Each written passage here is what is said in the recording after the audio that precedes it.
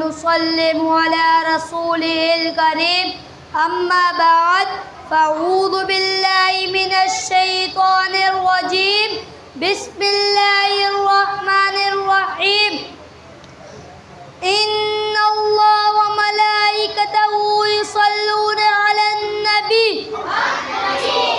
يا أيها الذين آمنوا صلوا عليه وسلموا تسليما اللهم صل على سيدنا ومولانا محمد معدن الجود والكرم وعلى آله وصحبه وبارك وسلم.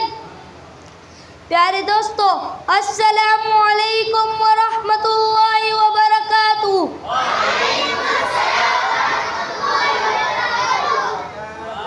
میرا آج کا موضوع ہے نماز کے فضائل. پیارے دوستو، اللہ پاک نے قرآن پاک کی سورۃ البقرہ آیت نمبر 3 میں متقی لوگوں کا دوسرا وصف بیان کرتے ہوئے فرمایا کہ وہ نماز قائم کرتے ہیں. نماز قائم کرنے سے مراد یہ ہے کہ نماز کی ظاہری اور باطنی حقوق ادا کرتے ہوئے نماز پڑھی جائے.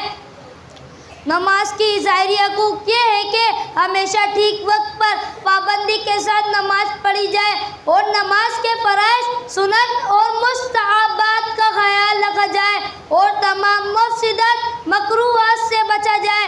جبکہ باطنی حقوق یہ ہے کہ آدمی دل کو غیر اللہ کے خیال سے فارغ کر کے ظاہر و باطن کے ساتھ بارگاہ حق میں متوجہ ہو.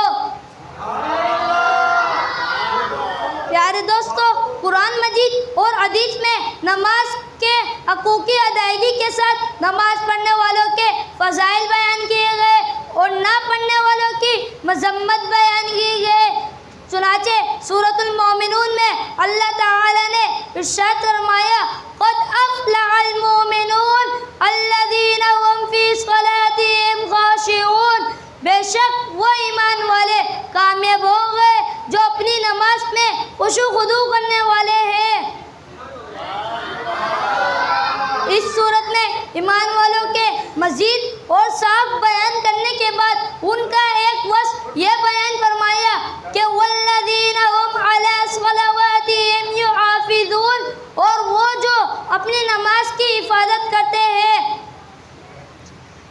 پیارے دوستو، حدیث مبارکہ میں آتا ہے کہ حضرت عثمان غنی رضی اللہ تعالی عنہ فرماتے ہیں سرکار دونوں عالم صلی اللہ علیہ وسلم نے ارشاد فرمایا جس نے میرے اس وضو کی طرح وضو کرا پھر اسی طرح 2 رکعت نماز پڑھتا ہے تو ان میں خیالت نہ آنے دے تو ان کے پچھلے تمام گناہ بخش دیے جاتے ہیں.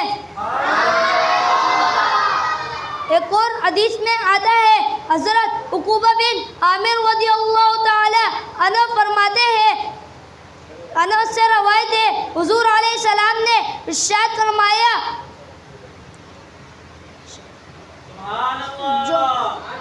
جو بھی مسلمان جان بوجھ کر نماز چھوڑتا ہے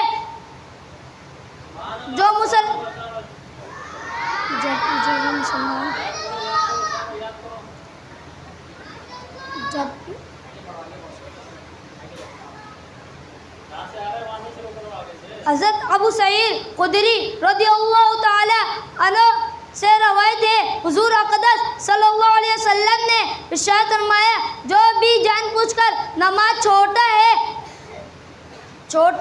ہے وہ گناہگار ہے. جہنم کے دروازے پر نام لکھ دیے جاتا ہے جیسے وہ داخل ہوگا. لہذا دوستو، ہمیں چاہیے کہ کبھی بھی ہم نماز نہ چھوڑیں